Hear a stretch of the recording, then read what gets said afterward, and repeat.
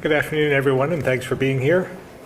About a month ago, we laid out our public safety plan and committed to keeping Vermonters updated along the way as those ideas made their way through the State House. Our public safety bill hasn't been introduced yet, but we expect it will be in the next day or so. But so far, the House and Senate committees of jurisdiction, meaning judiciary, have started to consider parts of the bill based on the language we've drafted. We realize each of our bills this session in housing, education, affordability, and public safety have a long way to go as they make their way through the legislative process.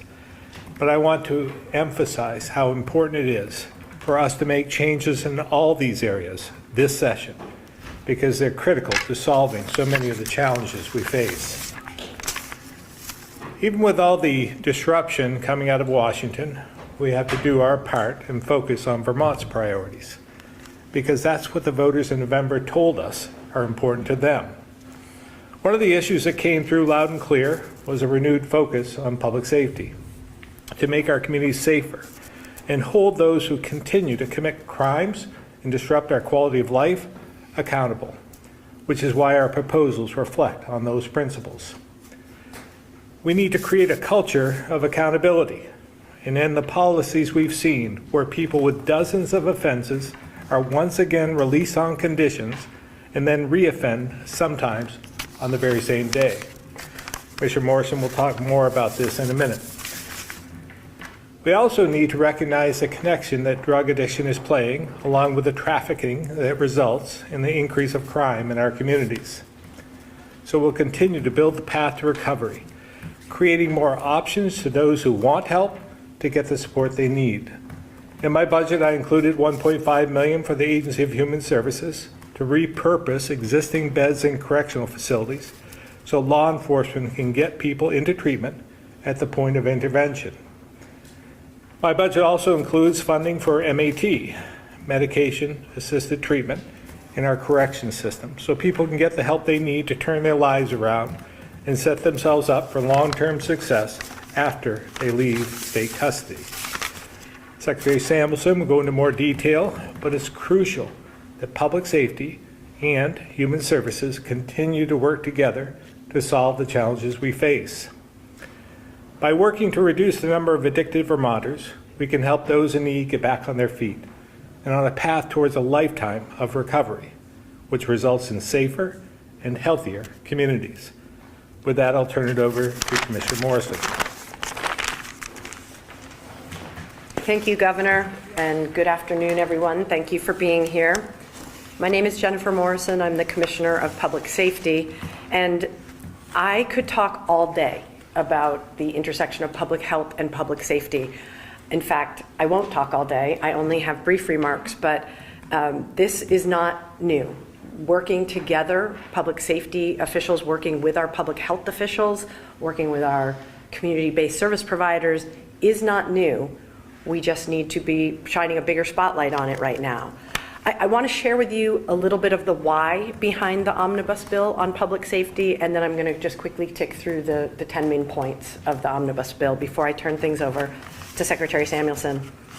My team and I travel across the state. We listen in on public safety fora that occur around the state. We talk to police chiefs, we talk to EMS providers, we talk to town officials, and across the state we talk to everyday citizens too.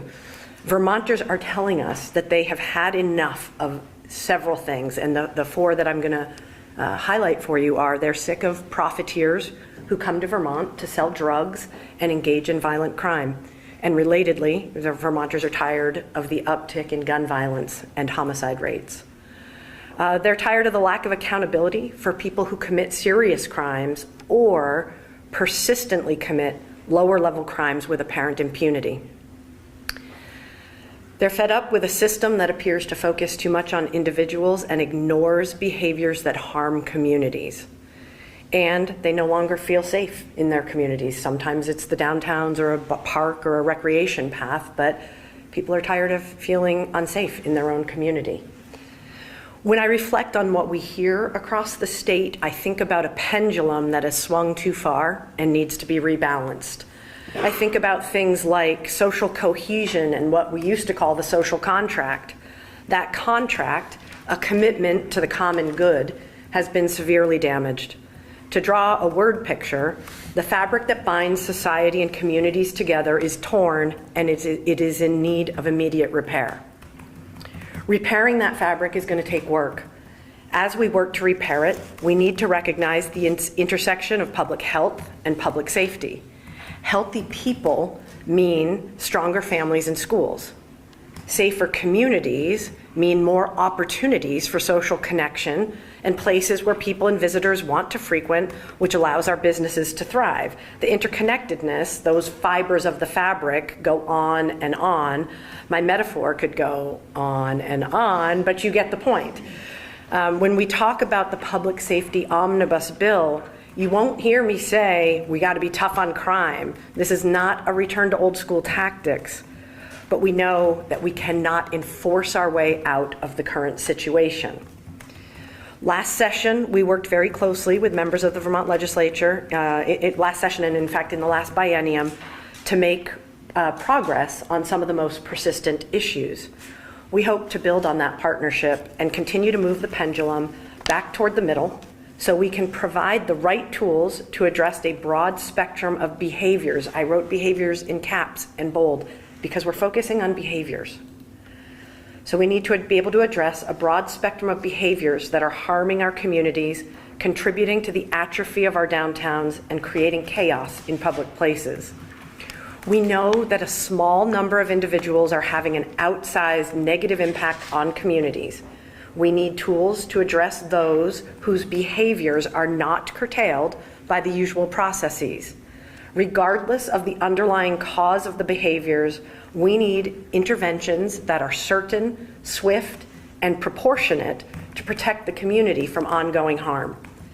I'll give an overview of the proposed interventions that are found in the Public Safety Omnibus Bill, and then Secretary Samuelson will discuss other initiatives that the state is undertaking.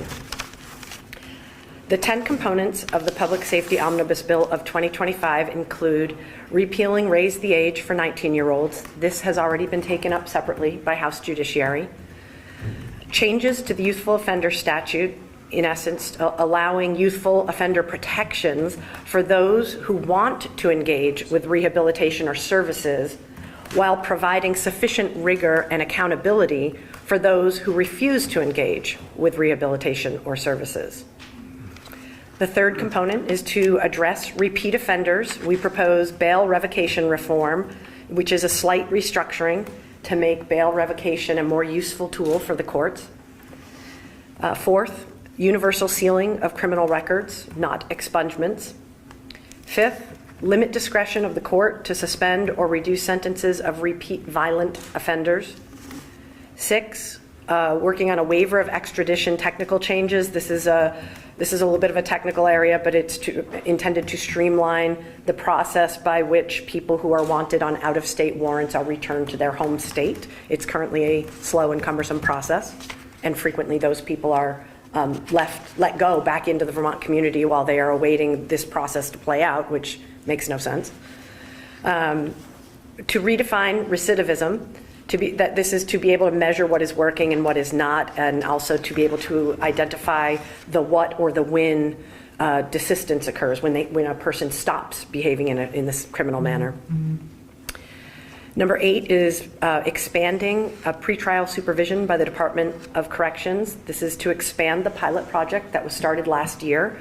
It is currently only in Orleans County, and we propose to expand it to 1 or 2 more counties. Number 9 is to expand the suite of tools to connect people to the right level of care in a timely manner and provide step-down care. This is to combine increased accountability mentioned above with expanded options for care. And lastly, the last piece is somewhat separate, but it is to repeal the sunset of the incapacitation or detox provision, which would propose to do away with the ability to hold non-compliant incapacitated persons at correctional facilities as of July 1st. So those are essentially the wave tops of the 10 issues inside the omnibus bill. And with that, I'll turn things over to Secretary Samuelson. After she is done, we will be available for questions, and I'm joined by one of my colleagues also for some, if you have technical questions related to this.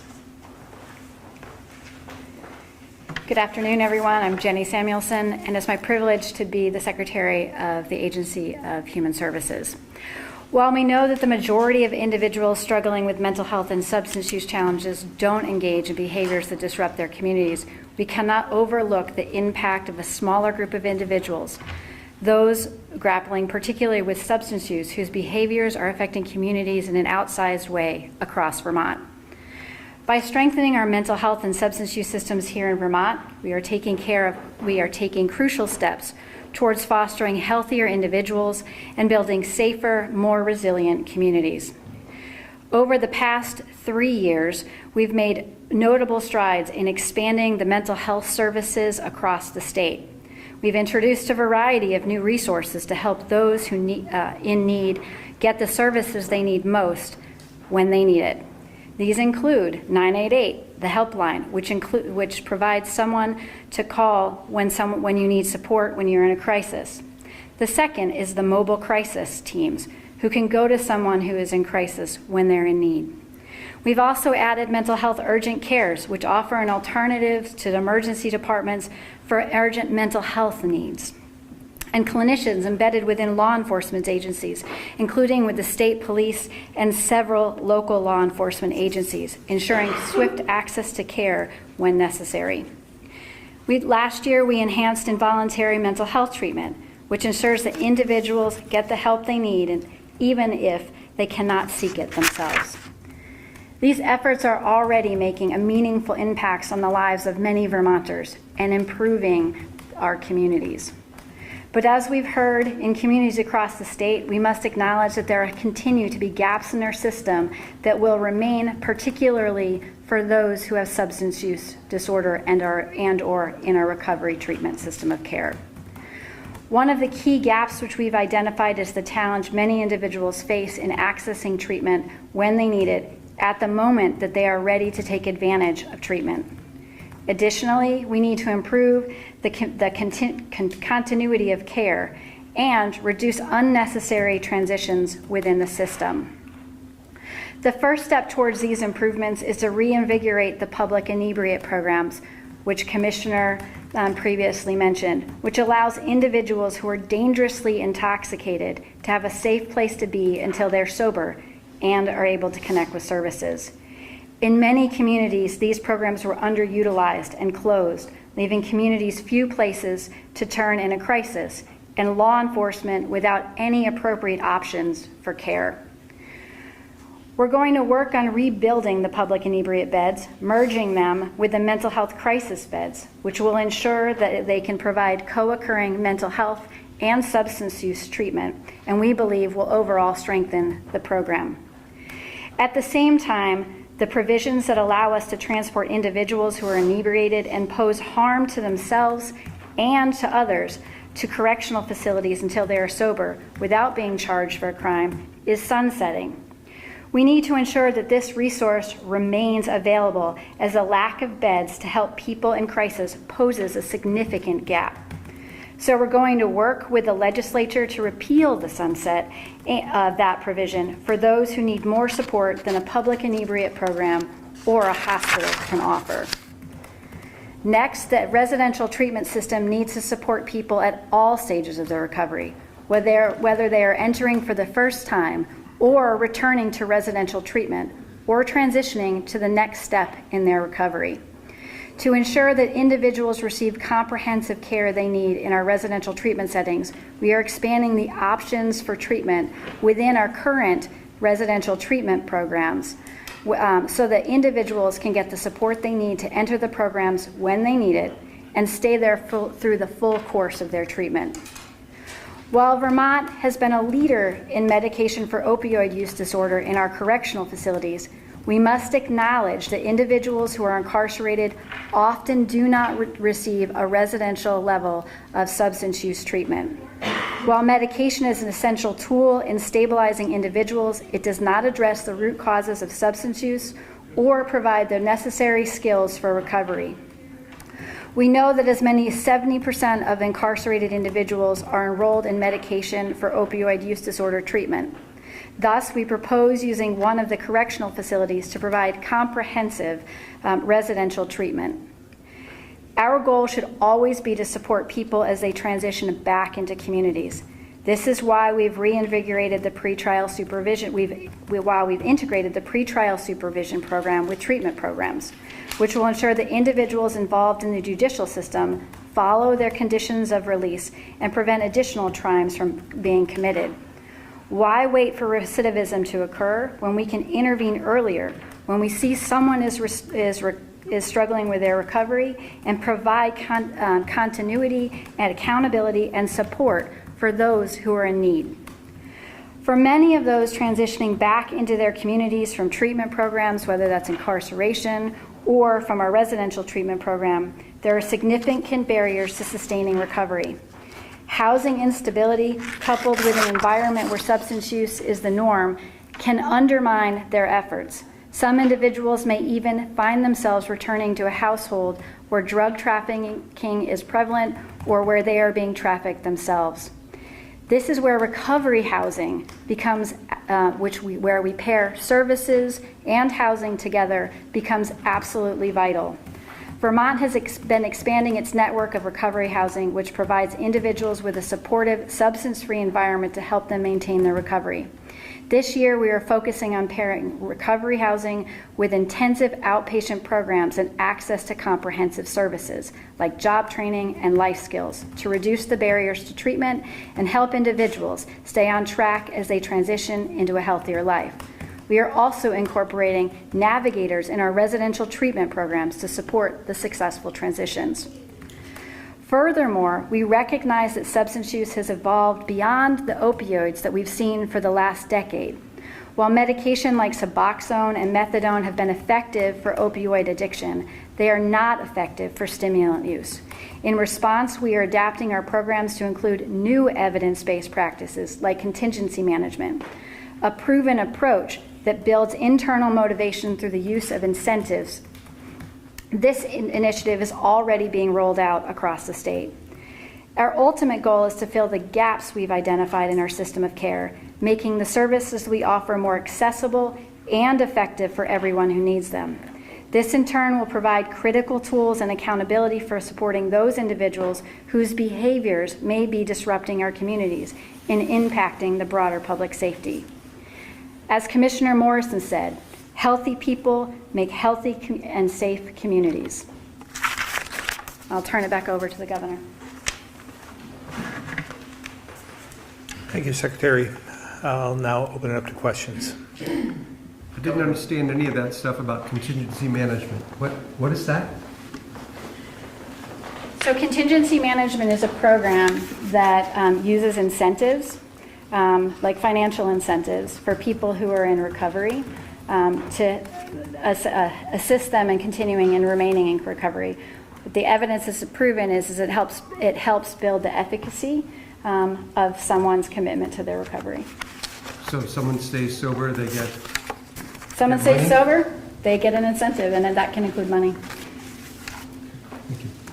Governor, what do you make of the argument from some that would say expanding pretrial detention, whether that be at a correctional facility to detox or just writ large, some of the bail reform proposals that you're putting forward could be maybe unconstitutional or have constitutional questions about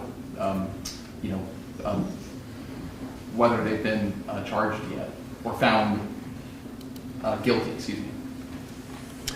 I don't know. I'm not sure that the Constitution question really has much merit, but I'll leave that to the scholars to figure out. We just want to make sure that people are held accountable for their actions, and if they're charged with something and they have a good reason to believe that they committed these crimes, that they be held accountable. And I think that's what Vermonters are demanding. They don't feel safe in their homes. They don't feel safe on the streets. They don't feel safe anywhere. And they just want to get back to a place where they can enjoy life in Vermont. And we've lost some of that over the last few years. Some say that we already have the accountability measures in state law, that it's that access to the justice, getting their day in court, referring to the court backlog. That's actually the real deterrent here in saying that we need more time to let last year's expansion of the judiciary play out. What do you make of that argument?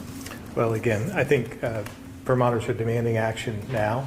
We see too many people who have multiple offenses and have conditions that they've been released on that reoffend some of the same and doing some of the same things that they were arrested previously. And that doesn't appear to have much accountability. And I believe that we have to take action against that. If they violate the conditions of release, then they should be put in a place until they get to court. But that's just my opinion. Do you want us to speak to the bail issue? Sure. I'm going to frame up just a little bit of the response to your question about bail, and then I'm going to turn it over to Tucker Jones, Associate General Counsel for the Department of Public Safety.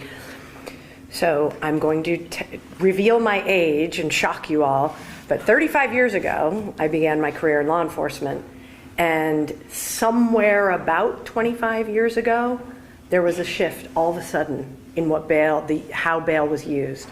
For the first 25 years of my career, protecting the public and victims of crime was considered as part of the analysis of whether or not somebody should be released on bail.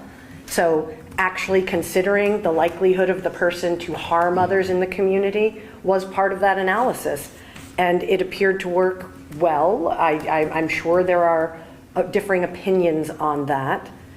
Somewhere around 10 years ago, and I must have been asleep at the switch when it happened, there was this claim that our Constitution only allows bail to be imposed to ensure a defendant appears in court.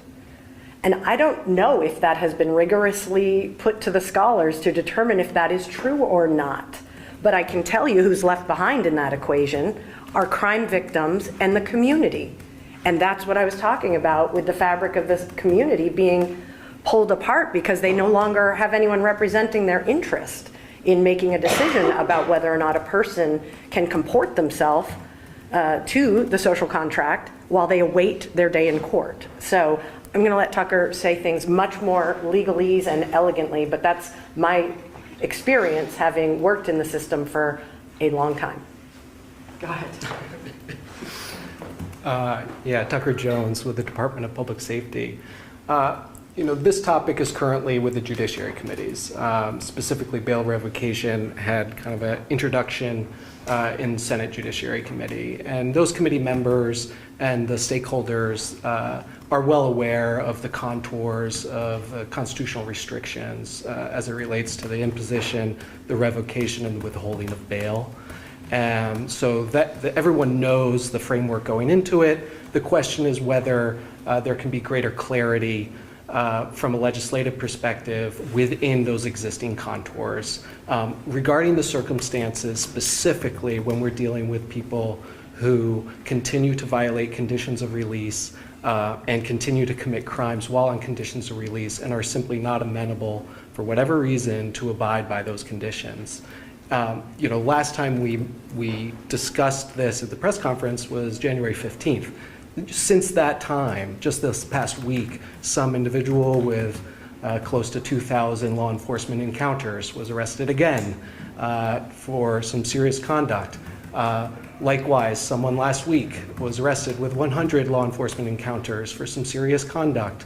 We need to have a system that is responsive to those individuals and takes into account the reality when they are unable to voluntarily abide by conditions of release and be responsive to that. I remember hearing in the State House last biennium from judiciary, from state's attorneys, that what they really needed to address a lot of these issues we're talking about was more positions. It was more money to hire more judges, more judicial assistants, kind of everyone up and down the ladder. My sense from what I've heard about this omnibus proposal from the FY26 budget proposal too is that there's not money in there to hire new positions for the judiciary, for state's attorneys. Correct me if I'm wrong, obviously, but if that is the case, why do you not see that as part of the solution here? Well, again, I think we've, in the past, have been able to accommodate for the rule of law without all of the positions that are needed, or supposedly needed. And we have funded a number of those positions over the last few years. I think there are some we've included even in this year's budget. But again, I think we have to look back at what we've done that has created the situation we find ourselves in. And I don't believe it's all about the judicial backlog. I believe that it's about accountability and people taking advantage of our good nature and not being held accountable under certain conditions. It seems like a reasonable request if you've been charged with a crime and you've been given conditions upon release, and as long as you abide by those conditions, you can stay out of the corrections system, and they violate that. And that doesn't seem like that contract is working very well, especially when they do it multiple times. So I just think that we need to, if we hold people more accountable, that we'll have better results, that people will know that we mean what we say, and that they adhere to the conditions that we've asked them to accommodate us with. So again, I think that there are many things we can do without increasing the number of positions. We have an affordability crisis at this point in time, and I think that we have to do everything we can to work together to make sure that we get through this without just automatically just going to spending more money. Anybody else? Has anyone had any conversations with local officials about whether they're on board with this idea? Because local police departments would need to take a different posture relative to people offending that they're currently not taking. And so can we speak maybe a little bit to that issue? Or? Can you tell me more what makes you think it's law enforcement that's not taking action? Well, I guess I need a little bit of an understanding of what would happen on the ground now for someone who is intoxicated, who is offended multiple times, who is out on the street, and who is not presently being arrested by law enforcement for their intoxication. And I just So, intoxication is not a crime in Vermont, and the issue of incapacitation, which is a not at all related to an arrest. It is a civil status. It is a protective custody so that the person does not harm themselves or die in a snowbank or something like that, okay?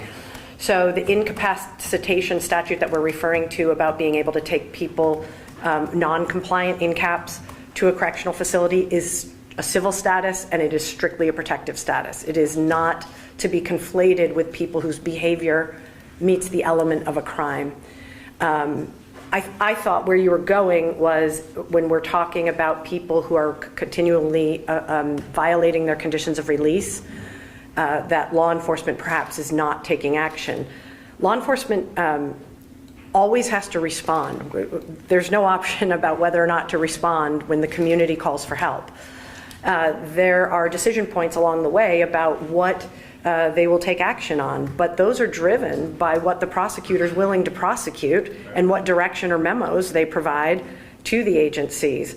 So it is very rare in my experience that law enforcement does not hold the person accountable by starting a case again with the person, and they take direction from either Rule 3 or from their local prosecutor, depending on the situation, about whether or not they cut a citation to the person, which means an invitation to appear in court and they go on their way, or they take that person into physical custody, bring them back to the station, do up the paperwork, and take them in front of a judge or to corrections until they can see a judge. So those are decisions that play out, that the police have some discretion in, but they are largely driven by the direction they receive from the prosecutor's office.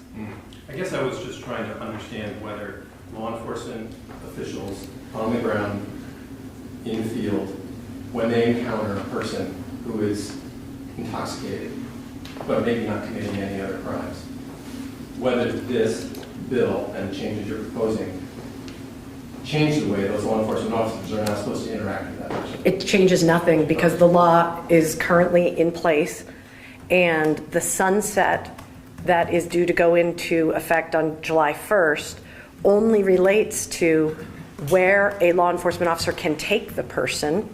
So back in the day, as I was explaining, we took them to a place in Burlington called Act 1, and if they were able to comport themselves to the rules there, you can't smoke, you have to stay in your room and sleep it off, right?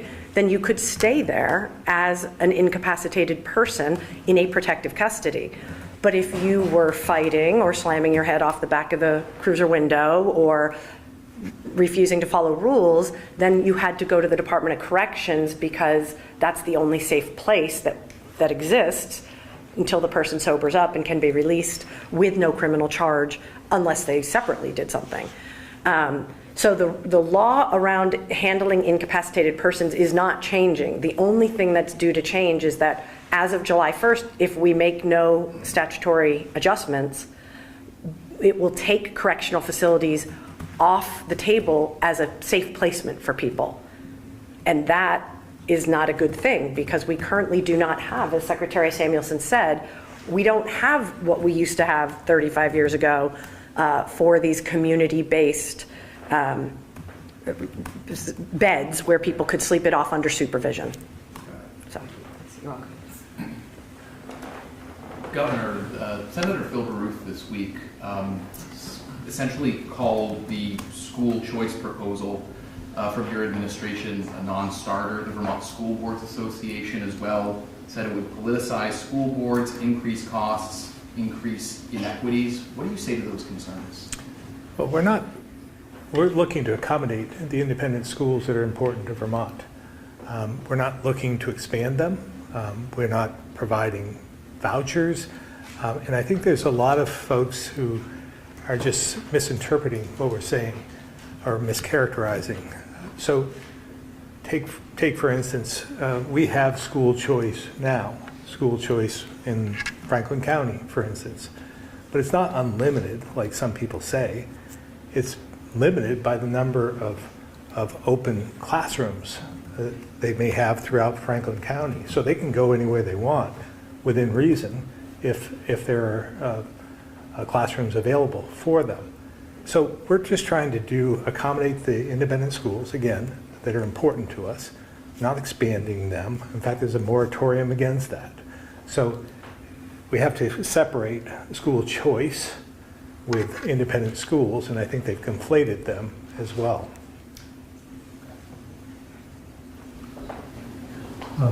Governor, I want to clarify, did Commissioner Morrison say 70% of inmates now are receiving recovery meds? Did I hear that right?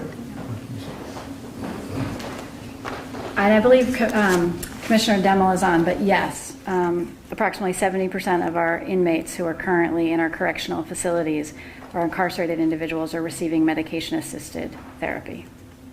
Medication for drug Substance use, recovery? yeah. Oh, Yep. okay. And that's why we believe it's really important for us to be able to, and why we have the capacity to take on an entire facility that can do residential treatment. I do want, Governor, if I could circle back to the previous question. Sure. One of the things is when you asked what's happening, right now individuals, we have the option to take them to a public inebriate program where they still exist. Many times they end up at the hospital.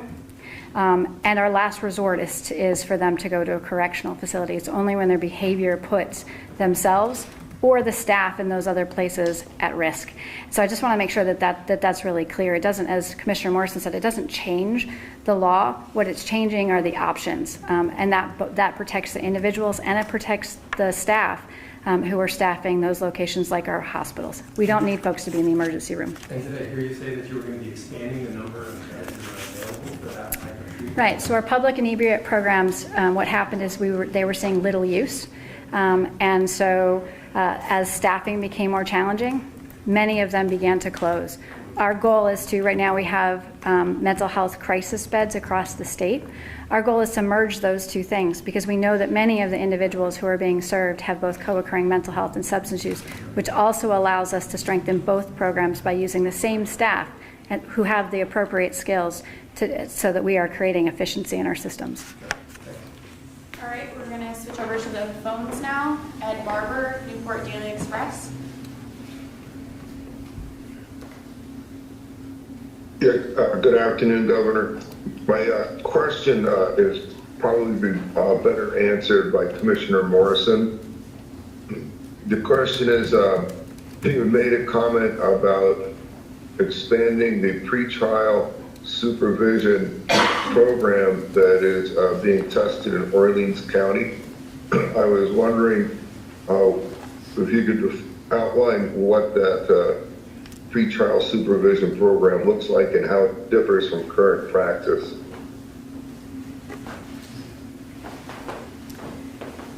So again, if Commissioner Demmel's on, he can add on to this response.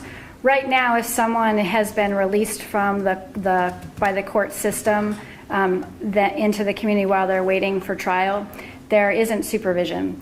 And what we know from looking at the federal pretrial supervision program is that being able to, for many of the folks who are having issues with recidivism, having them paired with what looks like almost probation and parole, where someone is working with them around their conditions of release. Sometimes those include substance use treatment. They may include where they're housed. It really depends on what the judge has set for those pretrial requirements. There is someone then to supervise them. Again, I think the closest synonym I can create for folks in terms of their imagination is gives someone like a parole officer to help them stay in compliance. I don't know if Commissioner Demmel's on and wants to add anything. All right, Keith Whitcomb, Rutland Herald. No questions at this time. Thank you.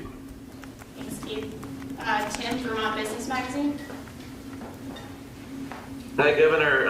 Following up on Calvin's question about the schools, I think one of the non-starter parts is this line from the Secretary Saunders' proposal from last week is the ability for a student to attend will be based on the outcome of a lottery of all interested students, which is not the model of the public school system now, in which you have to take all comers.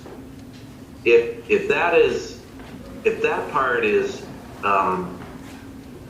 politics is all about compromise. But if they're not willing to compromise the legislature, then will any of this go forward? Well, let's answer the question first, because I think, again, I don't know what you had said is quite accurate, but Secretary Saunders. We currently have school choice in our system, and we currently have public schools that operate a lottery for those students to attend a public school. What we're hearing in terms of criticism and questions are really pointing to some of the challenges and inequities that we have in our current system. The governor's plan is designed to address those issues so that we can build a strong public education system and allow for options, assuming that there is shared accountability, that those are high quality options for students. So in our current system, our current system does have a voucher program. Non-operating districts are able to send those dollars out of state or to another school. This proposal eliminates that and ensures that every student is assigned to a public school. We are proposing a very generous funding amount to ensure that those schools can offer a very wide range of educational programs and options for every student. And as we already have in our system, there are different options that students can choose. The difference in this plan is that we're putting more accountability around those options, and we're managing those options, in effect limiting that to ensure that the entire system is strong. I think, Secretary Saunders, the issue is that within a school district, within the school choice schools, if not every student will have the opportunity to go to that school, correct? So within this framework, this school district is really in the driver's seat of identifying what is needed in terms of offerings in their school, at the school portfolio. So part of this is really evaluating what is our school portfolio, how are we able to best serve students, and where would it be advantageous to have a school choice option. That might be because in parts of our state, there has been a reliance on choice to be able to serve students' needs, and that also might mean that there's an interest for a specialized program in being able to develop that within the district. The understanding is that within our public schools, we are investing heavily in ensuring that they can meet a range of programming and offerings for every student. So when you think about and this is really focused on high schooler. So when you think about a high schooler's experience, they have an assigned public school that receives a very generous funding amount to provide an array of programming. They might also choose to attend a career and technical education center because that's of interest to them, or they might also choose to pursue a school choice school. So the idea here is to design options for students, but ensure that that is built upon a very strong public education system, and that there is accountability to all options being high quality in the system. Would, not to go too far down the road on this, Secretary, thank you, are there limiting factors, say, to special education students on some of these schools? No, so schools would be required to provide the full range of services and be in compliance with that, and that is part of the plan. In fact, the reformed approach is providing additional resources and support at that central office level to ensure that schools benefit from these resources, from the additional compliance and monitoring to ensure high quality. So the entire system is designed in a way to ensure that those dollars are focused on what's in the best interest of students, and that our teachers and principals get the resources that they need to provide specialized services to students. Okay, thank you, Secretary. Thank you, Governor.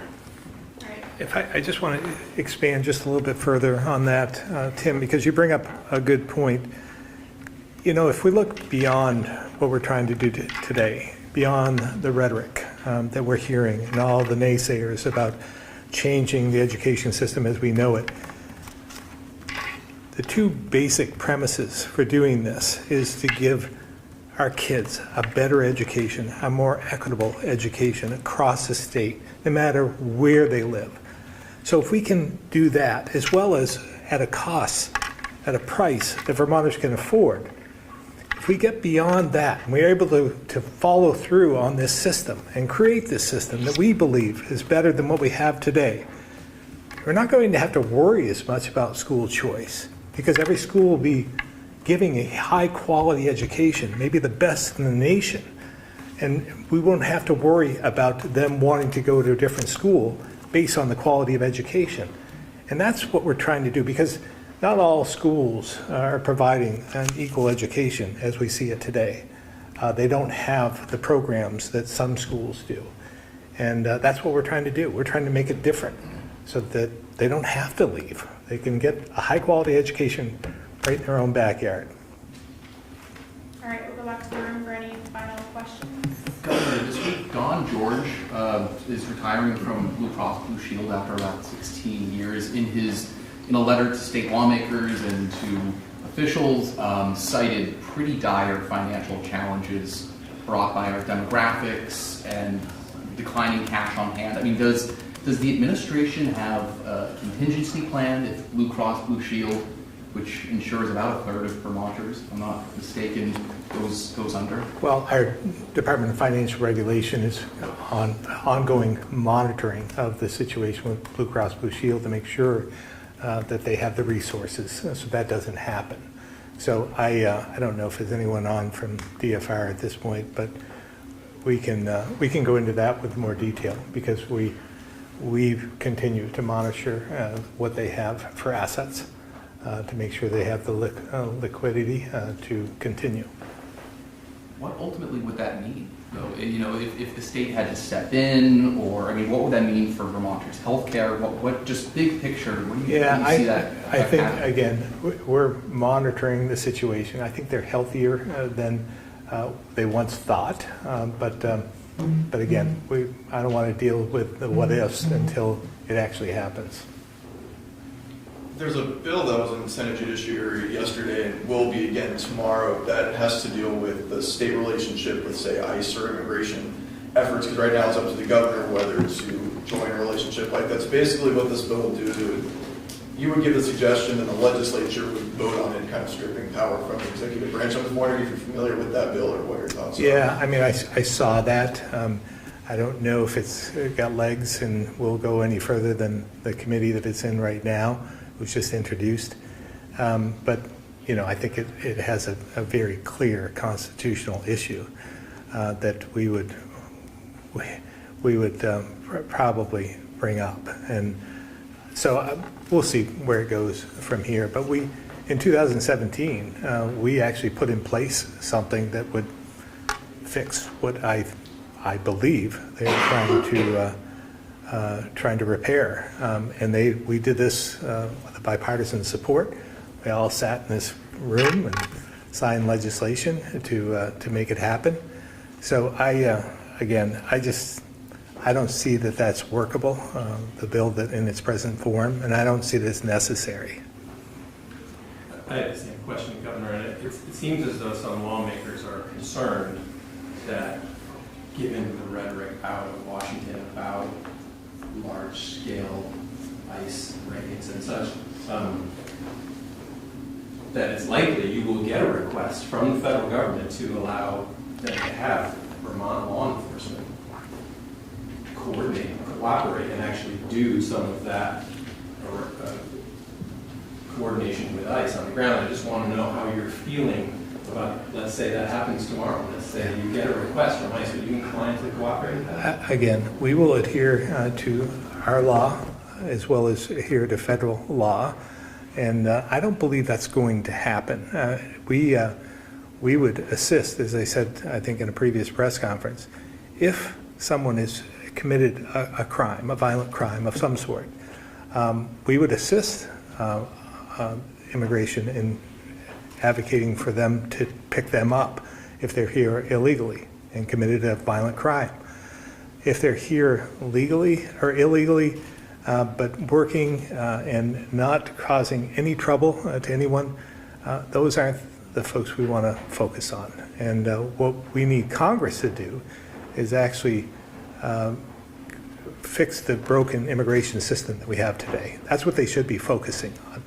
And hopefully they will in the not too distant future once we get through all the bluster of the initial session. So if ICE asks you to have local law enforcement assist with the arrest of non-violent immigrants, you would not agree to that? Would not we would provide local support? Yeah, we would adhere to what we signed in 2017.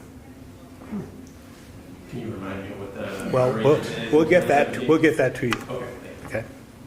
Speaking of action coming out of DC, Elon Musk is trying to cut a lot of money with Doge. Have you thought about maybe a Vermont version of Doge, or something to take a fresh look at, gee, what can we cut in Vermont spending? We actually did that when I first came into office. And we found some opportunity. We had a group of people who were from the outside looking at some of what we were doing that we could do better. And I thought that was pretty effective, and we probably should reinstitute something like that. The pandemic came along and kind of sidetracked us for a bit. but I don't think it's a bad idea. I think giving somebody the unfettered access to everything is a problem, but we didn't do it in that regard. We just had people from all walks of life, business people as well, that were there to, Vermonters that wanted to help. So we found a lot of opportunity, and then we actually fixed some issues along the way. Think you might do that again?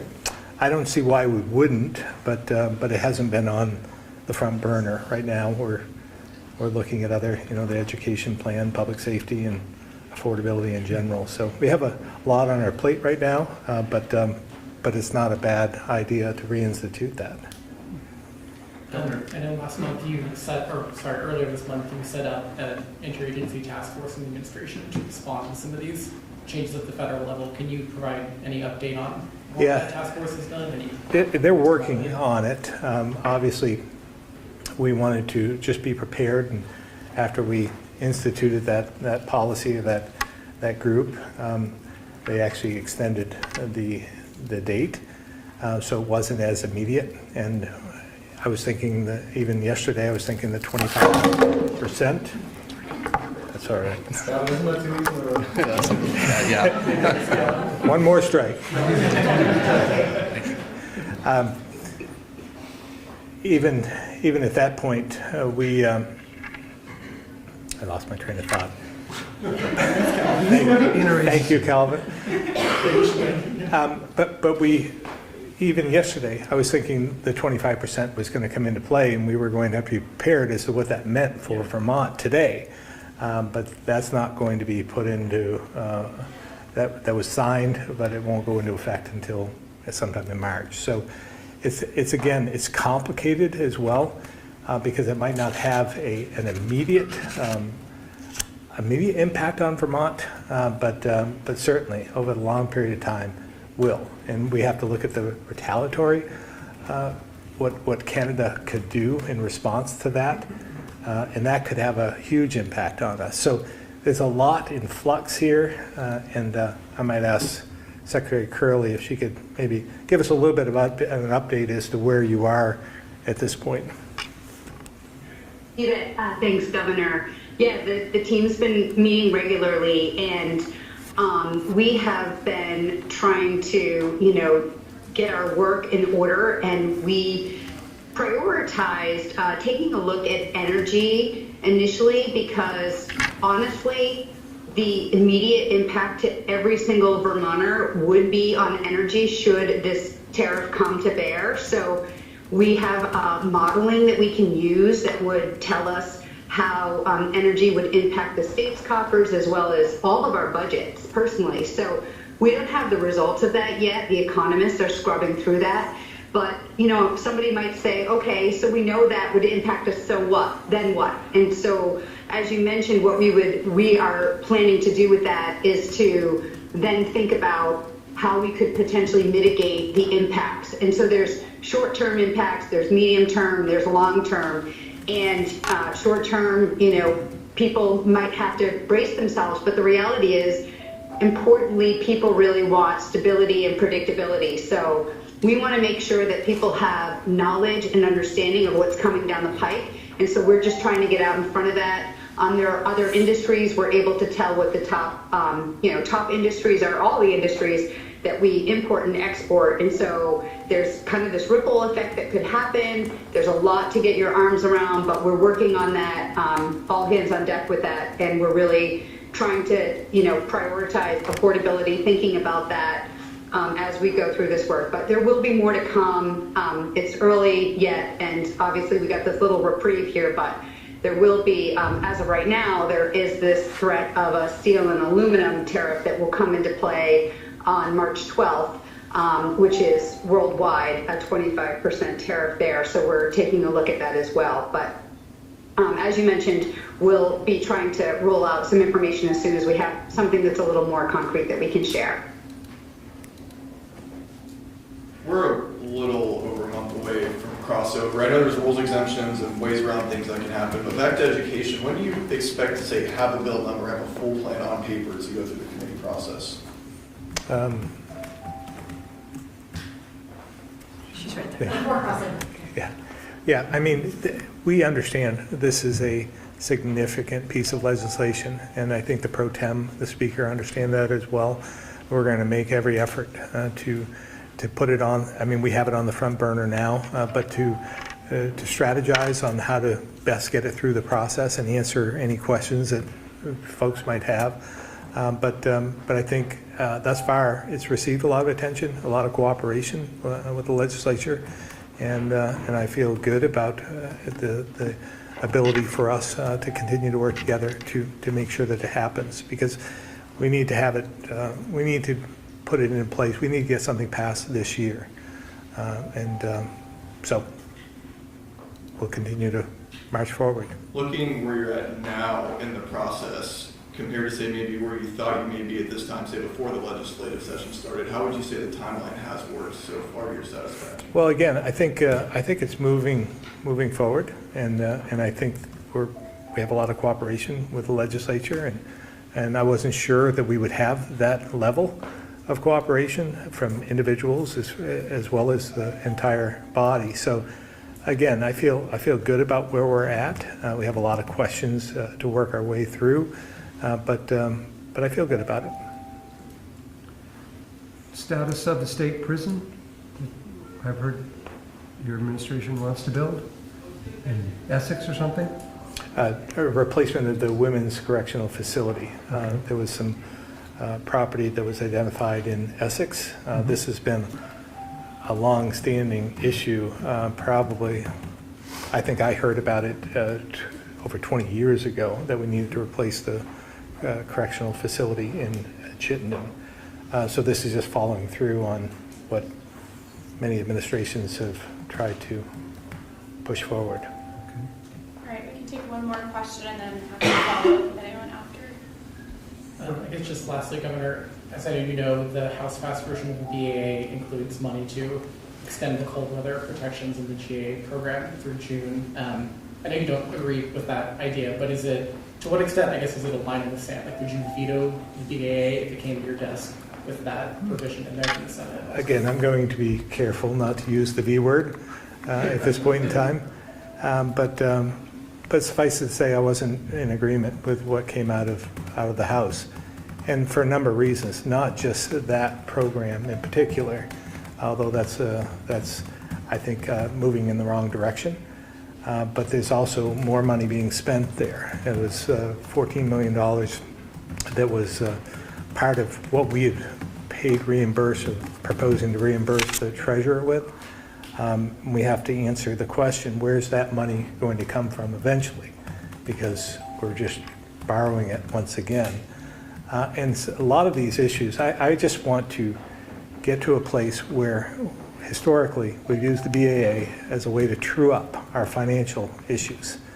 And no policy, just truing things up. And I think that we should get back to that, and that's why we kept the bill clean as presented. And now policy is being interjected there, and we're spending more than we should. Because we don't know what's going to happen over the next few months. There's a lot of rhetoric out of DC, and a lot of unknowns as to what that can mean to us financially. So I think we should not paint ourselves in a corner here and spend more money than we have until we know what the results are of a lot of things that are out of our hands. We should make sure that we have a flexibility with the money before we spend it, and that should be in the big bill. Thank you all.